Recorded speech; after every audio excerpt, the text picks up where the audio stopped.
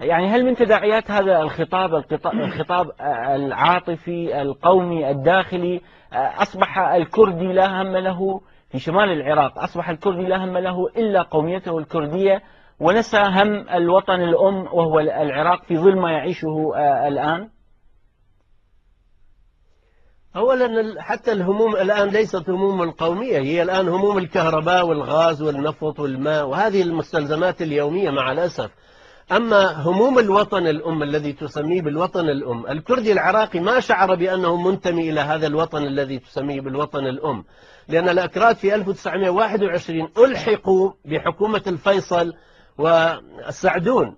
نعم. ولذلك يعني هم لم ينتموا إلى العراق اختياريا، وإنما ألحقوا، وتجزأت هذه الولاية التي سميت بولاية الموصل، تجزأت القسم الكردي منها وألحقت ببغداد خدمة للمصالح البريطانية في تلك الفترة، ولتقوية حكومة الفيصل الذي كان يقول للحكومة البريطانية أنني لا أستطيع أن أقود حكومة يكون أكثر من ثلثيها الشيعة، فلا بد من استقطاب السنة أو استقطاع جزء من الأكراد وهم سنة، وكذلك حدودهم الجغرافية والجبال المنيعة تكون حدود وحاجز جغرافي مانع لهجمات البلشفية، يومها كانت طبعا المخاوف تأتي من البلشفية، أو فيما إذا حكومة تركيا لم ترضى بالحل الذي صار في اتفاقية مودرس في عام 1918 أن يأتي مرة أخرى الجيش التركي ليهاجم شمال العراق.